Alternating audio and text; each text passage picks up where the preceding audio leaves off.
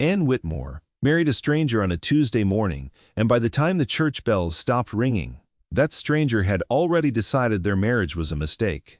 He did not say it cruelly. That was the strange part. He said it the way a man might comment on the weather, over a breakfast table too large for two people. In a dining room where the silence had its own weight, the Duke of Ashcombe sat at the head of that table, a full arm's length of polished mahogany between them, and he did not even look up from his newspaper when he said it. "I feel I ought to be honest with you, madam," he said. "This union was a mistake. Not yours. Not entirely mine, but a mistake nonetheless, and I think we would both do well to proceed with that understanding firmly in place." Anne did not drop her teacup. She wanted credit for that, though there was no one to give it to her. Her hand trembled, just slightly, the china rattling once against its saucer, and then she set it down with the kind of careful precision she had spent her whole life perfecting. The precision of a woman who had learned long before this marriage that falling apart was a luxury she could not afford. "I see," she said. "Do you?" He finally looked at her. His eyes were a pale, wintry gray, the color of a sky that had forgotten how to rain. "I doubt it. You are, what, 1 and 20. You have known me for exactly 4 days. You cannot possibly see anything yet." "I see that you regret marrying me before the toast has gone cold," she said. "I would call that a fairly clear picture, Your Grace." Something flickered behind his eyes. Not warmth, not yet. Just the faint, involuntary surprise of a man who had expected silence, and received a blade instead. "I did not marry you to make you miserable," he said more quietly. "No," Anne agreed. "You married me because your solicitor and my late father's estate required it, and because a duke cannot be seen jilting an arrangement made 3 years in advance without becoming the subject of every drawing-room in London. I understand the mechanics perfectly well. What I do not yet understand is why you felt the need to explain it to me over the eggs." He set down his newspaper. For a moment, neither of them spoke. Outside the tall windows of Ashcombe Hall, the morning was doing something obscenely beautiful. Gold light pouring over the lawns, mist still clinging low to the hedgerows, birds arguing in the eaves.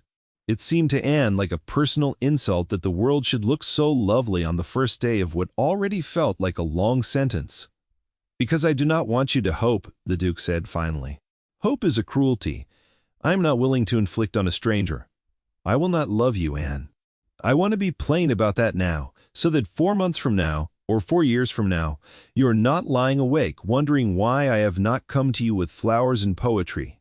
I do not have those in me. I am reliably informed. I do not make them." Anne looked at him for a long moment. Then, despite everything, despite the ache already forming behind her ribs, something dry and sharp rose up in her, the same thing that had gotten her through years of being overlooked, underestimated, spoken about, rather than to.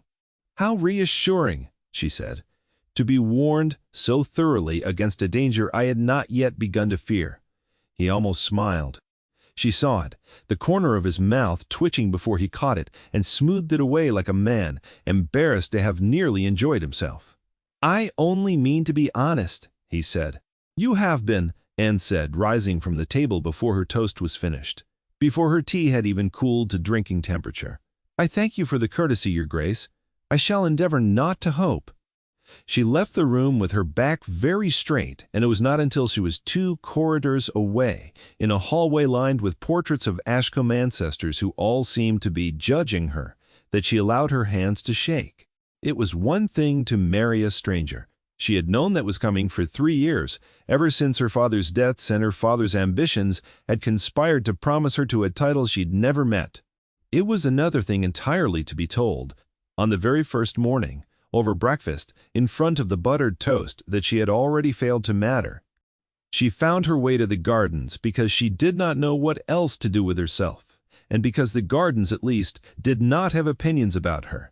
Ashcombe's gardens were vast and slightly overgrown in the way that spoke of a household, with more pressing griefs than hedgerows, roses climbing wild over old stone walls, lavender gone to seed in uneven rows, the whole place smelling of crushed thyme and warm earth and something underneath it that might have been neglect.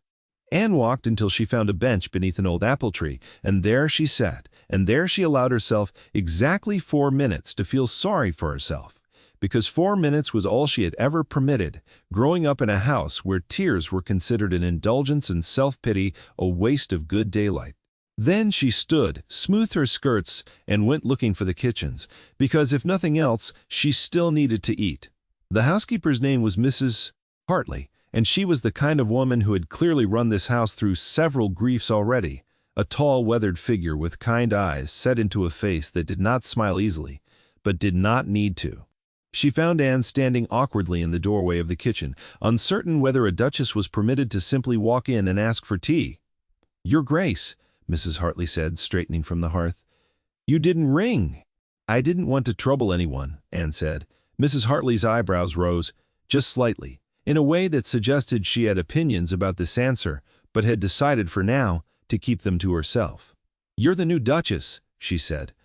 "Troubling people is rather the position, if you don't mind my saying." "I do not mind," Anne said, and found to her own surprise that she meant it. Mrs.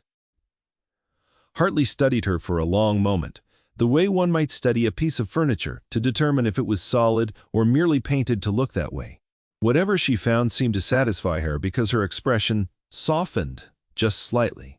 "At the edges. He's been alone a long while, Your Grace," she said, not unkindly, "since his brother died, since his father before that. This house hasn't had a mistress in it in nearly 6 years. Don't mistake his coldness for cruelty. It's mostly just rust. He told me our marriage was a mistake," Anne said, before she could stop herself. "Over breakfast." Before the eggs had gone cold, Mrs. Hartley's mouth twitched, an expression that was almost, but not quite, a laugh. "That sounds like him," he said. "He says the truest things at the worst possible moments. Always has. His mother used to say he'd apologize for the rain while standing in it." "That is not much comfort," Anne said. "No," Mrs. Hartley agreed. "But it is honest, and I find that's rarer than comfort in a house like this." Anne spent the rest of the morning learning the shape of her new home the way she had learned everything else in her life, quietly, carefully, without asking for permission she was not certain would be granted. She walked the halls and noted which floorboards creaked, which rooms had been shut up and left to gather dust, which portraits had been turned to face the wall as though someone could not bear to be looked at by the dead. She found the library, an enormous room 3 stories tall, with a ladder on a brass rail, and she found herself lingering there longer than she meant to, drawn by the smell of old leather and older paper, beeswax and dust motes catching gold in the window light. It was in the library that she found the drawing. It was tucked between the pages of a book on horticulture, a small, careful sketch of a wildflower, botanically precise in a way that suggested the artist had studied the thing closely, petal by petal, vein by vein. The handwriting beside it, faded but legible, read simply, "For Edmund, so he remembers what grows even in winter." Anne did not know who Edmund was. She did not know whose hand had drawn the flower. But something about the tenderness of it, tucked away and forgotten in a book no one seemed to read anymore, settled into her chest like a stone dropped into still water. She closed the book gently and set it back exactly where she had found it, because that was what she did with things that were not hers. She observed, she noted, she did not disturb. It was a skill she had cultivated her whole life, this quiet, careful watching. Growing up in her father's house, with a stepmother who measured affection in coin and a stepsister who had been given every advantage Anne had been denied, Anne had learned that survival meant making herself small, making herself useful, making herself the kind of presence that could be overlooked without ever quite being erased. She had learned to draw, in secret, in the margins of account books and the backs of old letters, because it was the one thing that was entirely hers, a language no one else in her father's house cared to speak. She drew what she saw. She drew what she noticed. And she noticed everything. She noticed that afternoon that the Duke took his tea without sugar, but stirred it anyway out of habit rather than need. She noticed that he flinched, almost imperceptibly, whenever anyone mentioned his brother's name. She noticed that despite his coldness at breakfast, he had instructed the staff quietly to make sure her rooms had fresh flowers, though he would never have admitted to giving the order himself. She learned this last fact from a young housemaid named Sally, who mentioned it in passing while helping Anne unpack her trunks, and then immediately looked as though she wished she hadn't. "He said not to mention it, Your Grace," Sally said, wringing her hands, "said it wasn't anything." "Just habit," he said. "His mother always kept flowers." "I won't mention it," Anne said, though something in her chest had gone warm and strange, an unwelcome flicker of the very hope she had promised him she would not indulge in. By the time the afternoon light had gone long and amber across the lawns, Anne had made a decision, quiet and private, the way all her decisions were. She would not beg for his affection. She would not perform a wounded dignity designed to win his guilt or his pity. She would simply be herself, fully and without apology, in every room she was permitted to enter, and if that was not enough for him, then at least it would be true. She dressed for dinner in the gown Mrs. Hartley had laid out for her, a deep blue silk that had belonged, she suspected from its slightly outdated cut, to some earlier duchess, perhaps his mother, and she went down to the dining room with her spine straight and her hands steady, and she found the Duke already seated, staring into a glass of wine he had not yet touched. He looked up when she entered. Something crossed his face, gone too quickly for Anne to name it, though she would think about it later, turning it over like a stone in her palm, trying to identify its shape. "You look well," he said, which was, she suspected, the closest thing to an apology he knew how to offer. "Thank you," Anne said, taking her seat. "I understand the flowers in my room were your doing." He went very still. "Sally," he said, "has a talent for saying things she is asked not to say." "She said it was habit," Anne said, "your mother's habit." Something shifted in his face, a crack appearing in the careful composure he wore like armor. "My mother believed a house without flowers was a house in mourning," he said quietly. "She kept them everywhere, every room, even after my father died, even after my brother. Especially then, I think. As though the flowers could argue with the grief and wind." "Did they?" Anne asked. "No," the Duke said, "but she kept trying anyway. I suppose I inherited the habit, though I'd never admit it outside this room." "I won't tell anyone," Anne said, and for the first time since she had arrived at Ashcombe Hall, she saw him smile, brief and involuntary, like sunlight breaking through cloud cover that had no intention of clearing. Dinner passed in a strange, careful quiet, neither hostile nor warm, but something suspended between the two like a held breath. The Duke asked about her father's estate, though his questions were oddly specific, oddly probing, in a way that made Anne wonder, not for the first time, if there was something beneath the surface of this marriage that she had not yet been told. "Your father," he said, cutting into his pheasant with more attention than the task required, "he managed the estate himself, did he? No stewards, no solicitors, overseeing the books." "He had a solicitor," Anne said slowly. "Mr. Pemberton." "Why do you ask?" "No reason," the Duke said too quickly, and Anne, who had spent a lifetime learning to read the small tells of people who did not want to be read, filed that answer away with all the others, in the growing collection of things about her new husband that did not quite add up. "You ask a great many questions for a man who told me this morning he had no interest in knowing me," she said. He set down his fork. "I did not say I had no interest," he said. "I said I would not love you. Those are not the same thing." "Are they not?" "No," he said, and for a moment his voice lost its careful clipped control, roughened by something that sounded almost like frustration, though whether it was frustration at her or at himself, Anne could not tell.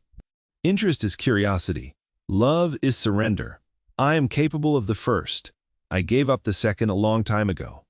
"When your brother died," Anne said, not quite a question. The Duke's jaw tightened. "You have been talking to Mrs. Hartley." "She mentioned it," Anne admitted, not unkindly. "She seemed to think it explained a great deal about you." "It explains everything about me," he said, and there was a rawness in his voice, now unguarded in a way Anne had not expected. "And I would rather not discuss it over supper, if it is all the same to you." "It is not all the same to me," Anne said quietly. "But I will not press you." He looked at her then, really looked at her, in a way he had not done all day, his pale eyes moving over her face. as though searching for something he expected to find and had not yet located. "Why not?" he asked. "You would be within your rights to press. I have given you very little else since you arrived." "Because I know what it is to have grief poked at before it's ready to be touched," Anne said. "I lost my mother when I was young enough not to remember her face, and old enough to remember exactly how much it hurt to be asked to talk about her before I understood what losing her meant. I will not do that to you. Not because I don't want to understand you, Your Grace, I do. But because understanding taken by force isn't understanding at all. It's just another kind of theft." The Duke did not say anything for a long moment. He looked down at his wineglass, turned it once between his fingers, and when he looked back up, something in his expression had changed. Some wall lowered by a fraction, though he seemed almost angry with himself for allowing it. "My brother's name was Edmund," he said quietly. Anne's breath caught the drawing, the flower tucked in the book of horticulture. "For Edmund, so he remembers what grows even in winter." "He was 2 years older than me," the Duke continued, unaware of the way Anne's mind had gone suddenly, sharply alert. "He was meant to be Duke. He was better suited to it than I ever was. Warmer. People loved him without effort, the way people love sunlight. I have always had to work considerably harder to be tolerated." "What happened to him?" Anne asked softly. "But a hunting accident," the Duke said, and something in the flatness of his voice suggested this was a story he had told so many times it had worn smooth, like a stone rubbed featureless by a river. 3 years ago. My father died the following winter, some say of grief, though I think it was simply that he had nothing left to hold on to. I inherited a title I never wanted, and a house full of rooms that used to be full of people who are no longer in them. "I am sorry," Anne said, and meant it entirely. "So am I," the Duke said, "every day. Which is why I told you this morning what I told you. I did not want to give you false comfort. I have very little warmth left to offer, Anne. What I had, I buried with my brother. It was the first time he had used her given name." She noticed it the way she noticed everything, quietly, carefully, filing it away. "You called me Anne," she said. He looked startled, as though he had not realized it himself. "Would you prefer I didn't?" "No," she said. "I find I don't mind it at all." Something passed between them, then brief and fragile, like the first thread of a spider's web catching light before it's fully spun. Neither of them spoke of it. Neither of them needed to. After dinner, Anne excused herself and returned to the library, drawn back by the drawing she had found earlier, by the small mystery of Edmund and the flower and the tenderness of a hand she could not identify. She sat by the window with the last of the daylight, fading gold and then gray across the lawns, and she took out the small sketchbook she had brought with her from her father's house, tucked at the bottom of her trunk beneath her linens, the one possession she had refused to leave behind. She began to draw, out of habit more than intention, the shape of the garden below, the wild roses climbing the old stone wall.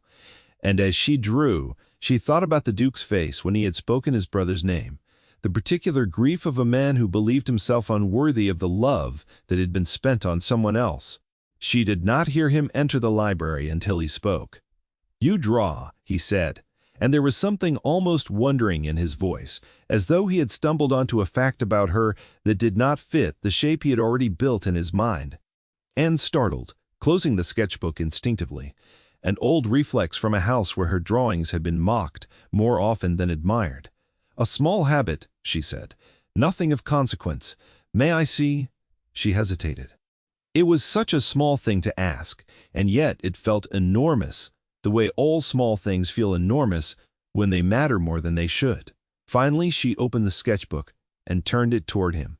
He was quiet for a long moment, looking at the page, at the careful lines of the roses, the precise, almost scientific attention she had paid to every petal and thorn. "This is extraordinary," he said, and he sounded genuinely surprised, as though he had not expected to be moved by anything today, least of all this. "You've drawn every vein in the leaves, every thorn. It's not just pretty, it's true." "I like things to be true," Anne said, "even when they're small. Especially when they're small.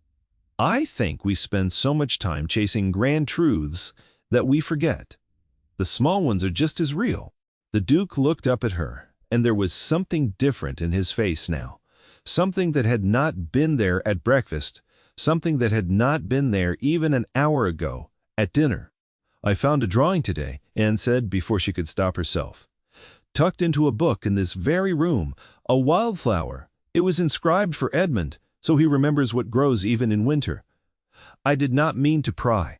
I only opened the book by chance." The Duke went very still. "That was my mother's," he said quietly. "She drew as well. Not as well as you, I think, but she loved it. She gave Edmund that drawing. The winter he was ill as a boy, when we thought we might lose him, even then, years before we actually did. She wanted him to remember that spring always came back, even after the worst winter." "It's a lovely thought," Anne said softly. "It didn't work. In the end," the Duke said, and his voice had gone rough again, unguarded in a way that made Anne's chest ache. "Spring came back every year, and he still died anyway. I've never known what to do with the drawing, so I've just left it there, in that book, for 6 years, unable to throw it away and unable to look at it properly. You are the first person who's ever found it." "I'm sorry," Anne said. "I should not have looked." "No," the Duke said. "I'm glad you did. I think for 6 years I've needed someone to find it who would understand what it meant, and I did not expect that person to be you. I did not expect a great many things about you, if I am honest. Such as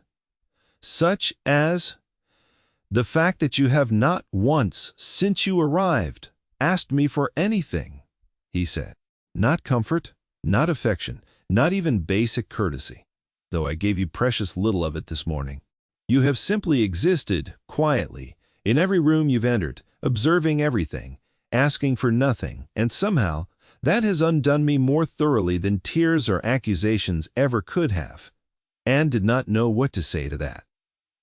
Shh! Her heart was beating strangely fast, a small, frightened, hopeful rhythm she did not trust. "I told you this morning I would not hope," she said quietly. "I meant it. I still mean it. I do not expect you to love me, Your Grace. I did not marry you for love. I married you because it was arranged, and because refusing would have ruined what little was left of my father's name. But I would ask one thing of you, if I may. Do not mistake my quiet for weakness," Anne said, meeting his eyes fully for the first time since she had entered this house. "I have spent my whole life being overlooked, Your Grace. I am very good at being overlooked. I have learned to survive on very little kindness, very little warmth, and I have learned to do it without complaint, because complaint never once changed my circumstances. But do not mistake that endurance for an absence of feeling. I feel everything. I simply do not perform it for the benefit of others. That is not the same as not feeling it at all." The Duke was silent for a long moment, and in that silence something shifted in the room, some balance tipping quietly from one side to the other. "I have been unfair to you," he said finally. "You have been honest," Anne corrected. "There's a difference, though I understand why you might not see it that way. Honesty that wounds is still honesty. I do not fault you for it. I only wanted you to know that I am not as fragile as my silence might suggest." "I am beginning to understand that," the Duke said, and there was something almost like admiration in his voice now, threaded through the grief that still lingered there. "I think, this morning, I mistook your composure for indifference. I see now that I was wrong. It was not indifference at all. It was dignity, and I have not seen genuine dignity in this house in a very long time." Anne felt something warm bloom in her chest, dangerous and unwelcome, and entirely beyond her control. "Your Grace Marcus," he said suddenly. "My name is Marcus. I would like you to use it, if you're willing. I find I am tired of being Your Grace in my own library, to my own wife, on the first night of our marriage." "Marcus?" Anne said softly, testing the shape of it in her mouth. "I said this morning that I would not love a stranger," he said, and his voice had gone quiet, almost hesitant, so unlike the cold, clipped man who had spoken over breakfast that Anne almost did not recognize him. "I still believe that to be true. I do not think love arrives instantly, over eggs and toast, simply because a ring has been placed on a finger. But I no longer think you are a stranger, Anne. I think, Somehow, in the space of a single day, you have become something else to me. I do not yet have the right word for it, but I know it is not indifference, and I know it frightens me considerably more than indifference ever did." Anne's breath caught in her throat. "Why does it frighten you?" "Because the last time I let myself care for someone without reservation, I lost him," Marcus said. "My brother, my father, not long after. I have spent 3 years believing that caring for people is simply a slower, crueler way of losing them. And so I stopped. I built this house into a fortress of careful distance, and I told myself it was wisdom rather than cowardice. But you have been here one day, Anne, one single day, and already I find myself unwilling to lose you before I've even properly found you." "You have not lost me," Anne said, her voice trembling, now all her careful composure finally beginning to crack, not from grief this time, but from something far more dangerous. "I am right here for now," Marcus said. "But I am asking you, Anne, and I have never asked anyone for anything in my life, not since Edmund died. I am asking you to stay, not because the law requires it, not because a marriage contract binds you to this house. I am asking you to stay because I find, against every resolution I made at that breakfast table this morning, that I do not want you to leave. I do not want you to simply endure this marriage. I find myself wanting, quite desperately, for you to choose it, to choose me, even knowing everything I told you this morning, even knowing how poorly I began this." Anne felt tears rising, hot and sudden, and she did not fight them this time. "You called our marriage a mistake," she said softly. "I was wrong," Marcus said, and his voice broke slightly on the words. A duke's careful control finally giving way to something rawer and more honest underneath. "I have been wrong about a great many things today, Anne, but I have never been more certain of anything than I am of that. It was not a mistake, I think. Perhaps it may be the first thing in 3 years I have not gotten wrong." He reached for her hand then, slowly, as though giving her every opportunity to pull away, and when she did not, when she let her fingers curl into his, warm and steady, something in his shoulders seemed to loosen, some burden set down after years of carrying it alone. "I cannot promise you love tonight," he said quietly. "I think that would be its own kind of lie, and I have told you enough lies for one day, even if I did not mean them as such. But I can promise you this. I will not tell you again that this marriage is a mistake. I will not make you feel, ever again, as small as I made you feel this morning over that breakfast table. And I will spend every day of this marriage trying to earn the dignity you have shown me today, because I do not believe I deserve it yet. But I find I want very much to become a man who does." Anne looked at him.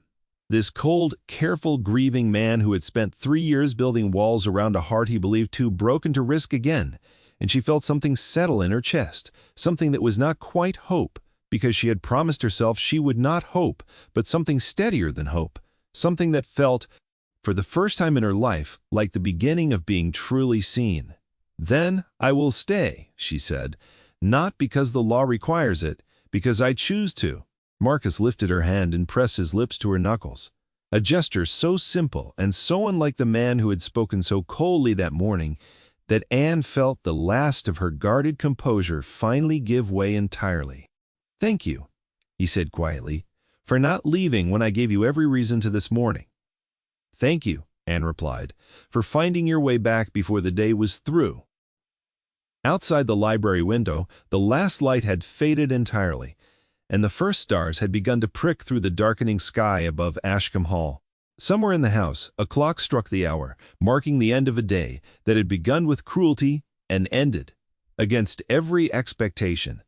Either of them had carried into that cold breakfast room with something that might, given time and patience and the quiet courage of a woman who had learned to survive on very little, grow into something neither of them had believed themselves capable of finding again.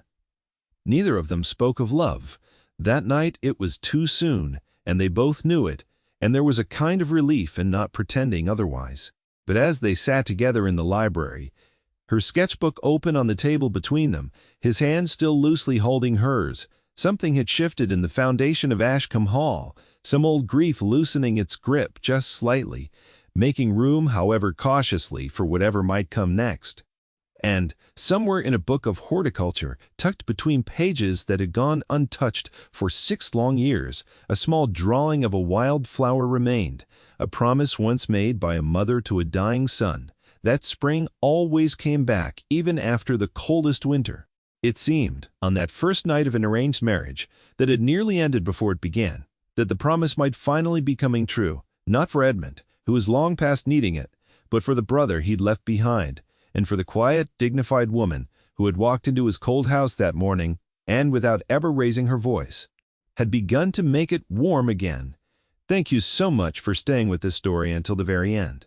If Anne's quiet strength moved you, or if Marcus's slow unraveling made your heart ache in that particular bittersweet way, I would love to hear about it. Tell me in the comments which city you're watching from tonight, and let me know what this story made you feel, and which line between Anne and Marcus was your favorite. Don't forget to subscribe so you won't miss new stories just like this one. Until then, from all of us here, good night and sweet dreams.